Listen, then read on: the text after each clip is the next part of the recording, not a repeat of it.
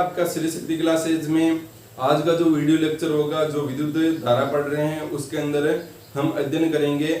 और पीछे भी हम अध्ययन कर रहे थे धात्विक जो भी कोई ठोस होगा उसमें किस प्रकार से धारा का चालन होता है। तो धात्विक ठोस के अंदर धारा का जो चालन है उसमें हमने कुछ इंपॉर्टेंट परिभाषाएं पढ़ी थी। कौन कौन सी? अनुगमन वेग या अपवाह वेग और इसके अलावा श्रांति काल। तो बिल्कुल आसान थी। कोई भी धात्विक ठोस होगा, उस धात्विक ठोस के अंदर जब उसके अंदर सिरों के मध्य कोई विभांतर नहीं होगा तो वहां पर कोई भी धारा प्रवाहित नहीं होगी। तो इस प्रकार से ये मान लो आपका धात्विक ठोस था, जो हमारा बेलन था एल लंबाई का एक धात्विक बेलन था।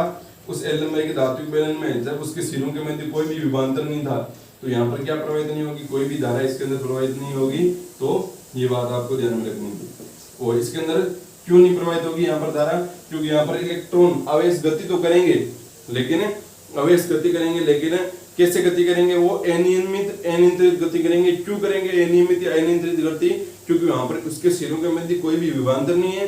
और कोई भी विभांतर नहीं होगा तो वहां पर किसी भी प्रकार से वो क्या नहीं होगी, वहां पर विद्युत क्षेत्र उत्पन्न नहीं होगा। और विद्युत क्षेत्र नहीं होगा तो उन इलेक्ट्रॉनों या उन आवेशों को कोई भी एक निश्चित दिशा नहीं मिलेगी। ठीक है, ये हमने कल वो अच्छे से अध्ययन कर लिया था इसके बारे में। फिर जब इसके सिरों के मध्य विभांतर लगा दिया था हमने, तो जैसे ही सिरों के मध्य विभांतर लगाते हैं तो हम क्या देखते हैं कि यहाँ पर जो इलेक्ट्रॉन है वो किसी एक निश्चित दिशा में वो गति प्रारंभ करना शुरू कर देते हैं। तो इसकी मान लेते हैं लंबाई थी, कितनी थी? बेलन की लंबाई थी L और बैटरी का वोल्टेज या विभव, यहाँ पर विभवांतर कितना है?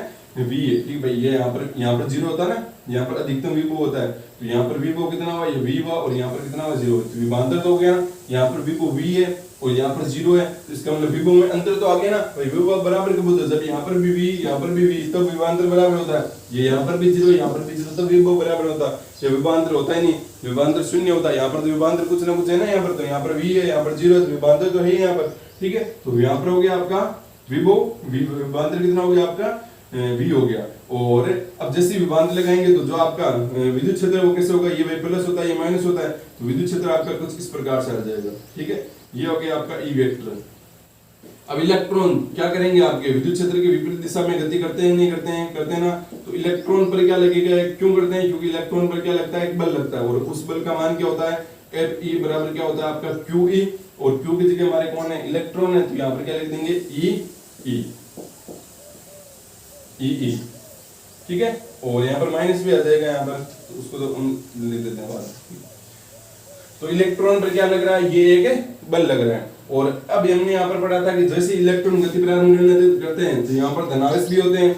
और क्योंकि यहाँ पर देखो ये प्लस होगा तो ये पूरा धातु प्लस हो जाएगा और ये क्या हो जाएगा? माइनस। तो इस वजह से यहाँ पर क्या होता है? जो माइनस है, ऐसे भी समझ सकते हो, माइनस एक दूसरे को क्या करते हैं? प्रतिकर्षित करते हैं। बैटरी जोड़ोगे तो ये वाला प्लस पार्ट है, ये पूरा प्लस होगा। तो यहाँ पर भी इस प्रकार से धारा बह रही है, तो ये भी पूरा जो बेलन होगा उसका भाग प्लस धनावेशित हो जाएगा। और ये कैसा हो जाएगा? ऋणावेशित हो जाएगा। ऋणावेश क्या करेगा? ऋणावेश को है वो क्या करेगा? प्रतिकर्षित करेगा। धनावेश क्या करेगा? धनावेश है वो इस ऋणावेश को अपनी ओर आकर्षित करेगा। तो आप कैसे भी समझ सकते हो कि इलेक्ट्रॉन किस प्रकार से गति करेगा। विद्युत क्षेत्र से भी बल है वो क्या लगता है आपका? विद्युत क्षेत्र के विपरीत दिशा में लगता है किस पर? जिस पर ऋणावेश आवेश होता है। अब यहाँ पर देखो, यहाँ पर परमाणु होंगे, वो परमाणु से क्या होंगे? यहाँ पर इलेक्ट्रॉन होंगे, वो क्या होगी? टक्कर होगी। और इलेक्ट्रॉनों की टक्कर होगी तो वो कुछ क्षणिक समय के लिए वहां पर क्या हो जाएंगे? रुक जाएंगे। तो पहली टक्कर हुई, इलेक्ट्रॉन ने गति प्रारंभ करना शुरू किया। कब किया? जब धात्विक ठोस के सिरों के मध्य क्या लगा दिया? विभवांतर उत्पन्न हो गया। ठीक है, तो इलेक्ट्रॉन ने गति प्रारंभ शुरू की, पहली टक्कर हुई। पहली टक्कर होती है उसका इलेक्ट्रॉन का वेग क्या हो गया? शून्य हो गया। अब वेग वापस से वो धीरे धीरे स्पीड पकड़ेगा ना, ऐसे थोड़ी एकदम से स्पीड, जैसे 50 किलोमीटर प्रति घंटे की रफ्तार से आ रहा था, अब भी वो 50 से क्या 60 से चालू हो गया। ऐसा नहीं होता ना, पहले क्या करेगा? वो धीरे धीरे जाएगा, 5, 10, 15, 20, 25, 30 ऐसे जाएगा। उसकी स्पीड बढ़ रही है, मतलब वेग में परिवर्तन हो रहा है। तो इसका मतलब इलेक्ट्रॉन के पास में क्या है? त्वरण है। भाई त्वरण क्या होता है? वेग में परिवर्तन समय के सापेक्ष, वही तो त्वरण होता है। इसका मतलब पहली टक्कर होगी, पहली टक्कर होने के पश्चात में इलेक्ट्रॉन के पास में आएगा त्वरण, मतलब उसका वेग में परिवर्तन हो रहा है, मतलब त्वरण होगा। उसको राशि को हम बोलेंगे त्वरण बोलेंगे। ठीक है, तो पहली टक्कर हुई, पहली टक्कर, और उसके बाद में अगर दूसरी टक्कर होती है तो पहली टक्कर और दूसरी टक्कर होते ही वहां पर भी वेग क्या हो जाएगा आपका? बिल्कुल शून्य हो जाएगा। तो दो उत्तरोत्तर टक्करों, मतलब पहली टक्कर और दूसरी टक्कर, उनको बोलेंगे दो उत्तरोत्तर। ठीक है, दो उत्तरोत्तर टक्करों के मध्य औसत वेग को क्या कहते हैं? अनुगमन या अपवाह वेग कहते हैं। और दो उत्तरोत्तर टक्करों के मध्य औसत समय को हम क्या कहते हैं, श्रांति काल कहते हैं, जिसको हम टॉस से प्रदर्शित करते हैं। तो श्रांति काल या जो अनुगमन या अपवेग, उसकी परिभाषा बिल्कुल सिंपल है, आपको ध्यान में इसको रखना है। तो परिभाषा तो हमने निकाल ली थी, कल भी इसके अध्ययन कर लिया था। अब हमारे को चाहिए इनके फॉर्मूले के, जो आपके अनुगमन वेग है उसका क्या फॉर्मूला होगा, तो वो हमारे को चाहिए यहाँ पर। तो देखो उसके लिए हम करते हैं, अनुगमन वेग का फॉर्मूला निकालते हैं यहाँ पर। देखो तो एक बात बताओ, जैसे यहाँ पर क्या होगा, विभव देंगे इसको, और इसका विद्युत क्षेत्र E है और इसकी लंबाई L है, तो यहाँ पर कितना विद्युत क्षेत्र उत्पन्न होगा इसके अंदर। फॉर्मूला होता है हमारा, क्या होता है, विभव और E में क्या संबंध होता है, E बराबर क्या होता है, V/L होता है ना यहाँ पर। तो वही लिखेंगे, तो यहाँ पर लिखेंगे धात्विक बेलन में उत्पन्न विभव, धात्विक बेलन में उत्पन्न विभव कितना होगा, E बराबर हो जाएगा आपका, E बराबर क्या होता है, V/ क्या हो जाएगा, L हो जाएगा। ठीक है, ये तो विद्युत क्षेत्र उत्पन्न हो गया। अब हम ये तो हमने विद्युत क्षेत्र देख लिया। अब जैसे ही हम यहाँ पे लिखेंगे धात्विक बेलन के सिरों के मध्य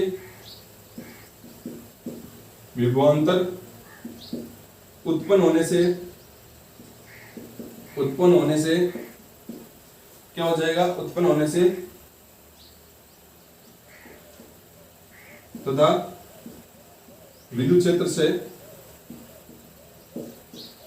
इलेक्ट्रॉन पर बल लगता है,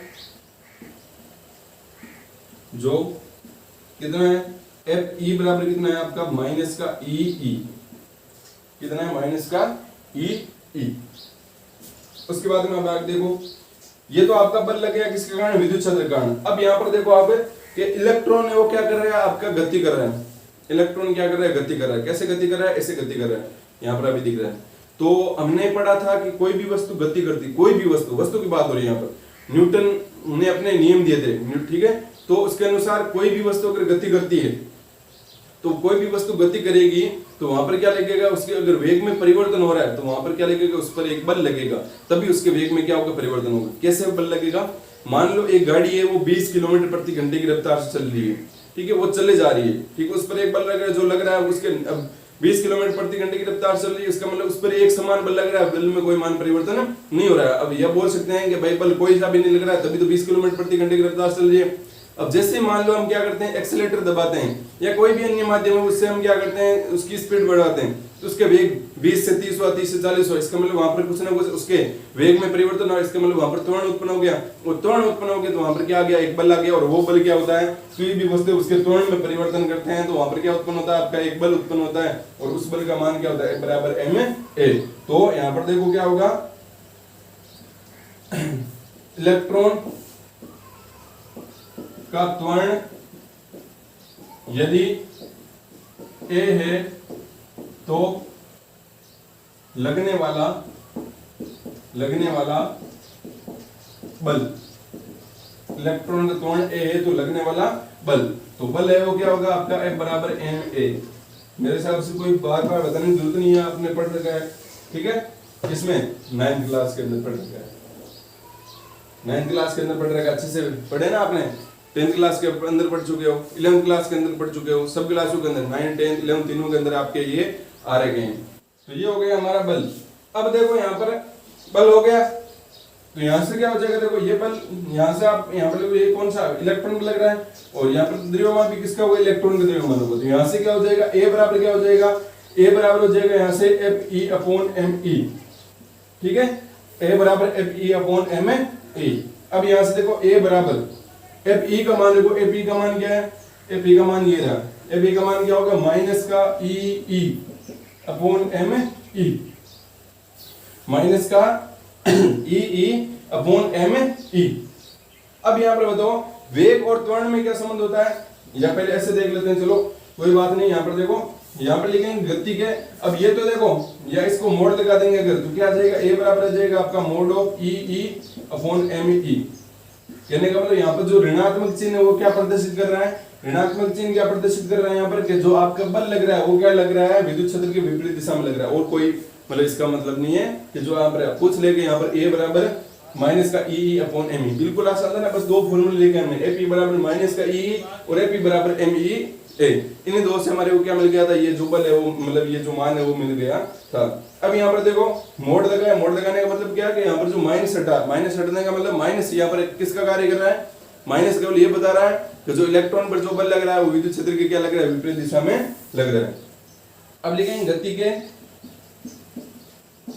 प्रथम समीकरण से, गति का प्रथम समीकरण क्या होता है, v बराबर u प्लस का at। u क्या होता है आपका प्रारंभिक वेग। तो बताओ प्रारंभिक वेग क्या था आपका, प्रारंभिक वेग जब यहाँ पर कोई भी विभवांतर नहीं लगा रखा था तब उसका प्रारंभिक वेग होगा ना। और उसके बारे में हमने देखा जब हमने यहाँ पर कोई भी है वो क्या नहीं लगा रहा था, विभवांतर नहीं लगा रहा, तब उसका जो प्रारंभिक वेग आ रहा था वो कितना आ रहा था, औसत जो वेग आ रहा था वो कितना आ रहा था, शून्य आ रहा था। तो यहाँ पे लिख देंगे क्योंकि u एवरेज जो आपका कितना है, शून्य है, इसलिए यहाँ पर u भी क्या होगा आपका शून्य होगा। तो यहाँ से क्या हो जाएगा, v बराबर क्या हो जाएगा आपका 80, v बराबर हो जाएगा आपका 80। अब यहाँ पर देखो v बराबर अगर 80 हो गया और t क्या समय, लेकिन यहाँ पर जो समय है वो यहाँ पर जो वेग है ये क्या है, वेग है। वेग कौन सा होगा, वेग होगा हमारा अनुगमन वेग या अपवाह वेग। तो यहाँ पर लिखेंगे क्योंकि v बराबर क्या होगा आपका vt होगा तथा t बराबर क्या होगा आपका टो होगा। वेग वेग वेग की जगह हम क्या लिखेंगे, अनुगमन वेग, और टी की जगह हम क्या लिखेंगे, टी की जगह लगेंगे हमें क्रांति काल। यहाँ से आप सीधा भी यहाँ पर लिख सकते, ये करने की जरूरत नहीं थी, फिर भी हम करना जरूरी है क्योंकि यहाँ पर बताना था भाई यू एवरेज आपका क्या 0 है। यहाँ पर भी आपको बताया कि त्वरण बराबर क्या होता है, वेग बटा समय। तो वहां से भी आ रहा था आपका ये त्वरण बराबर क्या हो जाएगा, ए बराबर क्या हो जाएगा v अपॉन टी। वहां से भी आपको चाहिए क्या, आपको अनुगमन वेग चाहिए ना। तो अनुगमन वेग निकालने के लिए आपको किसकी आवश्यकता है, वेग वेग वेग वेग और वेग कैसा आएगा आपका a इंटू टी करोगे तब आएगा ना, त्वरण इंटू समय करोगे तब आएगा। तो यहाँ पर त्वरण इंटू समय कर दिया। अब यहाँ पर देखो v बराबर vt हो गया तथा t बराबर टो हो गया। तो यहाँ से क्या होगा, देखो मान रखो यहाँ पर क्या हो गया, vt बराबर क्या हो जाएगा आपका a इंटू टो। अब यहाँ से देखो vt बराबर क्या हो जाएगा, a का मान रखो, a का मान क्या है, a का मान ये लिख दो क्या हो गया e अपॉन क्या हो जाएगा me और क्या हो जाएगा टो हो जाएगा। ठीक है, ये हो गया। और ये तो आ गया आपका अनुगमन वेग का फॉर्मूला। और अगर वेक्टर रूप में हो तो vt बराबर क्या हो जाएगा e वेक्टर अपॉन me और टो और v वेक्टर। ठीक है, ये वेक्टर रूप में हो गया और यहाँ पर माइनस भी लगा दो। ठीक है, क्योंकि जब वेक्टर, ये तो हमने परिमाण लिखा है ऊपर तो, और वेक्टर रूप में भाई जब परिमाण नहीं लिखते तो वहां पर दिशा भी साथ में लिखी जाती है। तो यहाँ पर क्या आ जाएगा माइनस का ई वेक्टर वेक्टर और अपॉन एम ई और टो। ये क्या आ गया आपका अपवाह वेग या अनुगमन वेग, अपवाह या अनुगमन वेग। ठीक है, ये आ गया आपका अपवाह या अनुगमन वेग। तो इस प्रकार से हमने क्या कर लिया, अपवाह या अनुगमन वेग है उसका हमने अध्ययन कर लिया, निकाल लिया उसको किस प्रकार से अनुगमन वेग है। वो हमारा ये फॉर्मूला आपको इंपोर्टेंट है जो आपको ध्यान में रखना है। बिल्कुल आसान था, एक इस फॉर्मूले से एक इस फॉर्मूले से दोनों बराबर किया। यहाँ पर क्या आ गया आपके पास में, यहाँ पर आ गया आपके पास में a और a आती है आपके पास में क्या आ गया, अनुगमन वेग आ गया। ठीक है भाई, ऐसे याद रखना कि आपको अनुगमन वेग निकालना है। वेग निकालने के लिए आपको इसकी आवश्यकता होगी, त्वरण बराबर होता है वेग बटा समय। मतलब वेग निकालने के लिए आपको आवश्यकता होगी त्वरण और समय की। और त्वरण कैसे निकालोगे, त्वरण निकालोगे आप, क्योंकि v बराबर d से तो त्वरण नहीं निकाल सकते क्योंकि तो फॉर्मूला आपको वहां पर ऐसे भी काम में ले लिया। तो फिर आपका बचता है f बराबर m a। तो यहाँ पर a बराबर क्या हो जाएगा, f अपॉन m। और f का मान कहाँ से लिखोगे भाई, विद्युत क्षेत्र में बल कितना लगता है, क्यू ई लगता है। तो वो आपने क्यू की जगह लिख दिया, वो जो भी माइनस वगैरह लगा दी। और यहाँ से आपका आ गया अनुगमन वेग। परिमाण में लिखोगे तो ऐसे लिखना है, और परिमाण नहीं लिख रहे हो दिशा भी साथ में लिख रहे हो तो फिर आपको वेक्टर लगाना पड़ेगा। तो यहाँ पर सारी जो चीजें वो आपको लिखनी पड़ेगी, यहाँ पर मोड वगैरह नहीं लगाना पड़ेगा। तो ये हो गया अपवाह या अनुगमन वेग। तो यहाँ पर आप देख पा रहे हो कि जो आपका अपवाह या अनुगमन वेग है वो टो की क्या है, समानुपाती है। मतलब अनुगमन वेग है वो जो ये देखो vd है वो क्या है, समानुपाती है ना टो के। तो जितना ज्यादा आपका अनुगमन वेग होगा उतना ही ज्यादा क्या होगा आपका क्रांति काल होगा। और जितना ज्यादा आपका विद्युत क्षेत्र होगा उतना ही ज्यादा क्या होगा आपका जो अनुगमन वेग है वो होगा। सीधी सी बात है, विद्युत क्षेत्र जितना ज्यादा होगा तो बल उतना ही ज्यादा लगेगा, और बल जितना ज्यादा लगेगा तो उसका मतलब वेग उतना ही ज्यादा होना पड़ेगा ना भाई। बल ज्यादा लग रहा है तो वेग ज्यादा होना पड़ेगा, सीधी सी बात है। तो ये हो गया आपका अनुगमन वेग। अब ये तो हो गया अनुगमन वेग। अब हम पढ़ते हैं कुछ इसके बारे में कि अनुगमन वेग और विभव में क्या संबंध है। अनुगमन वेग और धारा में क्या संबंध है। तो यहाँ पर हम सबसे पहले पढ़ेंगे कि अनुगमन वेग व किसमें संबंध, विभव में संबंध। तो यहाँ पर देखो पढ़ते हैं,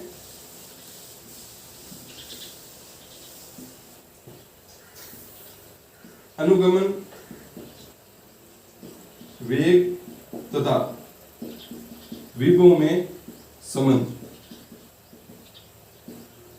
फॉर्मूला पता तो आप आसानी से कर सकते हो। अनुगमन वेग का फॉर्मूला क्या होता है, वीडी बराबर परिमाण वाला लेना है, ठीक है। अभी यहाँ पर क्या होगा, ई अपॉन क्या हो जाएगा, ई अपॉन एम ई। ऐसे नहीं पता तो आप ऐसे लिखो भाई, वी बराबर वीडी बराबर क्या होगा, ए और टो होगा। और ए का मान कैसे निकालो, ए बराबर क्या होता है, एम ए होता है, ए बराबर क्या हो जाएगा, एफ अपॉन एम। ये तो शॉर्ट बता रहा हूँ, लिखना तो करना तो डेरिवेशन वैसे ही जब पूछे तो।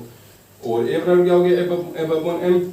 और एफ का मान कहाँ से निकालोगे भाई, कौन सा लगता है, क्यू ई मतलब ई अपॉन एम। और ये इलेक्ट्रॉन का द्रव्यमान है तो इलेक्ट्रॉन का द्रव्यमान, तो यहाँ पर ए का मान रख दो, ई अपॉन एम ई टो।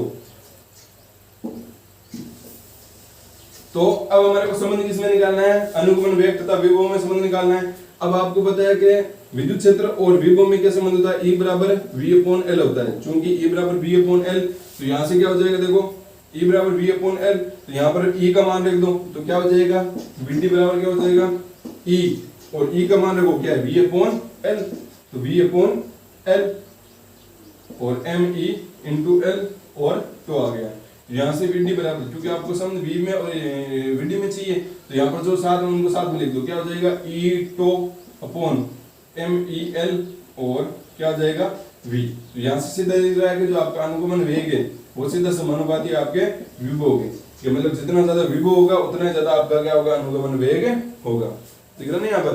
तो सीधी सी बात है, जितना ज्यादा विभव होगा, जितना ज्यादा विभव होगा तो हम बोल सकते हैं उतना ज्यादा विभव मतलब विद्युत क्षेत्र होगा। क्योंकि यहाँ पर देख लो, जितना ज्यादा विभव उतना ज्यादा विद्युत क्षेत्र, जितना ज्यादा विद्युत क्षेत्र उतना ज्यादा यहाँ पर बल लगेगा, और जितना ज्यादा बल लगेगा उतना ही वेग अधिक होगा। तो ये बात आपको ध्यान रखिए। ये हो गया आपका अनुगमन वेग तथा विभव में संबंध, वीडी समानुपाती हो गया आपका वेग के संबंध में आ गया होगा। अब हम अगला जो हमारा करते हैं कि अनुगमन वेग और किसमें, अनुगमन वेग व धारा में संबंध। ये इंपॉर्टेंट है, इसको अच्छे से समझना है, क्योंकि ये तो सीधा फॉर्मूला था उससे हम निकाल लिया था, लेकिन धारा में जब संबंध निकालेंगे तो उससे सीधा हमारा फॉर्मूला नहीं निकलेगा, थोड़ी सी मेहनत करनी पड़ेगी। क्या लिखेंगे यहाँ पर, धारा में संबंध।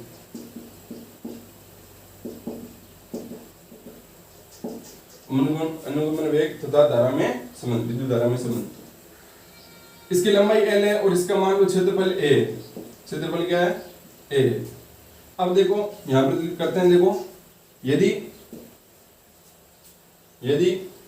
देखो निकालोगे कैसे आप अनुगमन वेग धारा में संबंध कैसे निकालोगे, धारा चाहिए, धारा के लिए आपके पास फॉर्मूला होता है I बराबर क्या होता है आपका, Q अपॉन T होता है ना। Q की जगह क्या रख दोगे, E रख दोगे, और T की जगह क्या रख दोगे, टो रख दोगे। इसका मतलब आपको क्या रखना है, टो का मान रखना है ना, टो का मान। लेकिन उससे पहले आपको यहाँ पर कुछ और करना पड़ेगा। क्या करना पड़ेगा कि इसके अंदर कितने इलेक्ट्रॉन है भाई, ये आप सीधा ऐसे कैसे कर सकते हो, ई अपॉन टो कैसे कर सकते हो, केवल एक इलेक्ट्रॉन थोड़ी है भाई। आपने ये लिखा ना क्यू अपॉन क्या होता है टो, तो क्यू का मान निकालना पड़ेगा आपको, ठीक है। क्यू का मान निकालना पड़ेगा, क्यू की जगह आप सीधा ई नहीं कर सकते हो। क्यों, क्योंकि यहाँ पर कोई एक इलेक्ट्रॉन थोड़ी है, एक इलेक्ट्रॉन थोड़ी है ना। यहाँ पर आप इसका क्षेत्रफल ए है और इसकी लंबाई एल है, तो एक इलेक्ट्रॉन थोड़ी, तो हमारे को क्यू का मान चाहिए, और टो का मान तो हम रख ही सकते हैं। तो हमारे को पहले क्यू का मान निकालना पड़ेगा। अगर धारा और अनुगमन वेग में संबंध चाहिए तो क्यू का मान निकालना पड़ेगा, और क्यू बराबर क्या होता है, एन ई होता है, मतलब एन का मान चाहिए। तो उसके लिए देख दो, तो यहाँ पर देखते हैं, यदि बेलन के प्रति एकांक आयतन में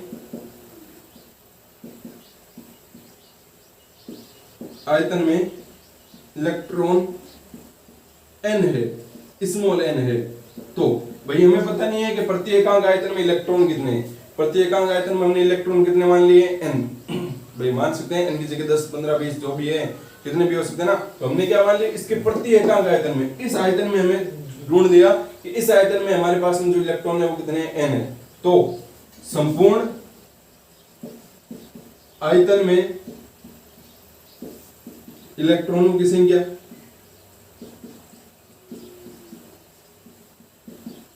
तो कैसे निकालोगे बताओ। संपूर्ण आयतन में इलेक्ट्रॉनों की संख्या वो मान लेते हैं हमारी होगी कैपिटल N, भाई हमारे को पूरे पहले इसके अंदर इलेक्ट्रॉन चाहिए ना, क्यों चाहिए? क्योंकि आपको आवेश चाहिए, और आवेश क्या होता है? Ne होता है, मतलब n क्या? इलेक्ट्रॉनों की संख्या।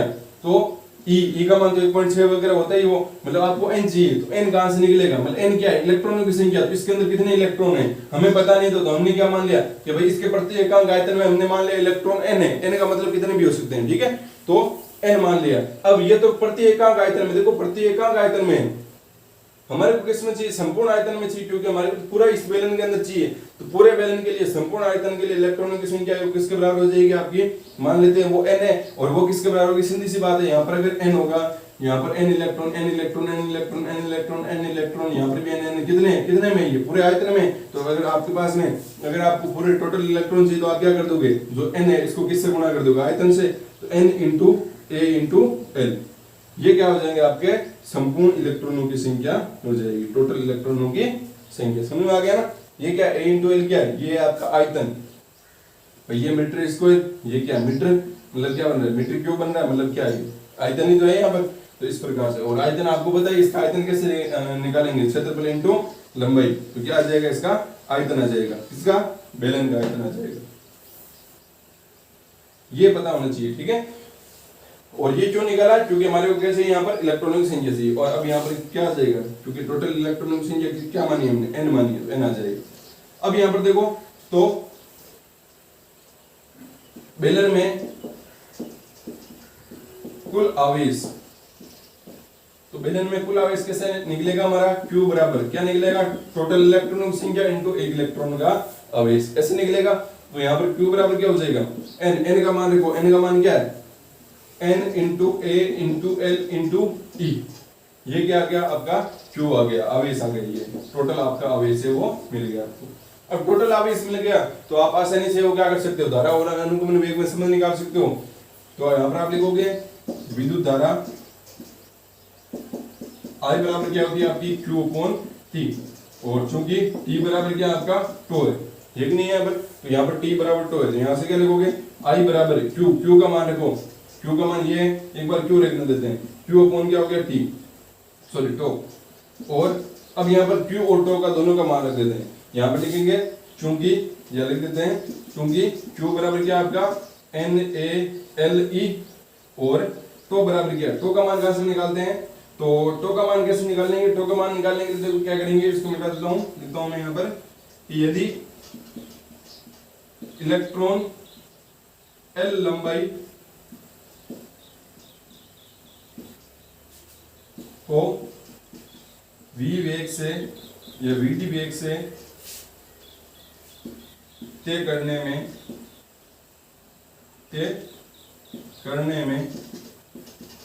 तो समय लगाता है, तो मतलब यदि इलेक्ट्रॉन क्या करेगा? इलेक्ट्रॉन है वो L लंबाई है, वो L लंबाई को vt वेग से तय करने में तो समय लगाता है, तो क्या होगा? v वेग बराबर क्या होता है? विस्थापन बटा समय। तो विस्थापन कितना हुआ? L हुआ विस्थापन। भाई इलेक्ट्रॉन यहाँ से यहाँ तक गया, तो विस्थापन L हुआ। तो यहाँ से क्या हो जाएगा? vt बराबर क्या हो जाएगा? L अपॉन क्या हो जाएगा? टो। vt बराबर क्या हो गया? L अपॉन टो। अब देखो आगे, इसको मिटा देता हूं यहाँ पर। तो vt बराबर हो गया L अपॉन टो। अब यहाँ पर देखो टो का मान क्या आ गया? यहाँ से टो का मान लिख लेते हैं। टो का मान आ गया आपका, टो ऊपर आएगा तो L अपॉन क्या आ जाएगा? vt आ जाएगा, ठीक है। L अपॉन क्या आ गया? vt आ गया, ये आएगा।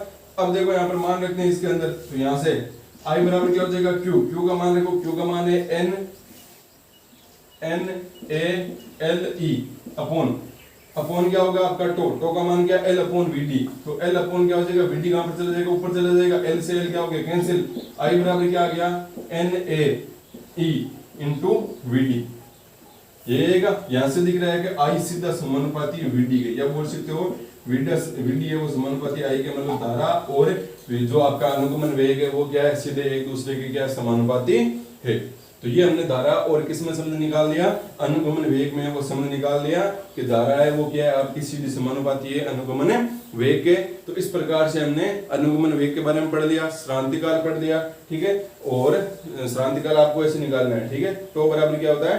L अपॉन क्या लिखोगे? vt लिखोगे। अनुगमन वेग का मान निकलोगे तो क्या निकलेगा आपका? टो, मतलब श्रांतिकाल निकल जाएगा। और अनुगमन वेग का फॉर्मूला क्या होता है? vt बराबर होता है E अपॉन me और इंटू टो। यहाँ से भी आप टो का मान निकाल सकते हो अगर आपके सारे ये मान दे रखे हो तो। एम का मान पता है आपको 9.10⁻⁻⁻⁻⁻⁻⁻⁻⁻⁻⁻⁻⁻⁻⁻⁻⁻⁻⁻⁻⁻⁻⁻⁻⁻ दे विद्युत क्षेत्र का मान आपको दे रखा होगा तो आप यहाँ से निकाल लेना, और अनुगुण वेग का दे रहेगा तो सलांती काल निकाल लेना, तो यहाँ से निकाल लेना। ठीक है, फॉर्मूला आपको याद रखना है, ये फॉर्मूला ये भी याद रखना है, ये भी याद रखना है। ठीक है, इस प्रकार से आपको ध्यान में रखना है। तो हमने क्या किया, हमारे को चाहिए धारा और विभव में संबंध, सॉरी अनुगुण वेग में संबंध, y बराबर होता है q अपॉन t, तो t की जगह क्या रख दे, तो उसके लिए हमारे पहले चाहिए q का मान, तो q का मान हम कैसे निकालेंगे, कुल आवेश कैसे निकालेंगे, कुल आवेश निकलेगा उसमें उपस्थित कुल इलेक्ट्रॉनों की संख्या उनको एक इलेक्ट्रॉन का आवेश, कुल इलेक्ट्रॉनों की संख्या निकालने के लिए हमने ये सारी चीजें की है। कैसे निकाला था, प्रत्येकांक आयतन में अगर इलेक्ट्रॉन n है, स्मॉल n है, तो टोटल इलेक्ट्रॉन कितने हो जाएंगे संपूर्ण आयतन में, n इंटू जो टोटल आयतन है वो। ठीक है, और आपका इस प्रकार से वो समझ में आ जाएगा VD समानुपाती I। तो ये हो गया आपका धारा और अनुगमन वेग में संबंध और अनुगमन वेग और विभव में संबंध। बाकी का जो अगला हमारा जो टॉपिक रहेगा उसको हम अगले वीडियो लेक्चर में वो कवर करेंगे।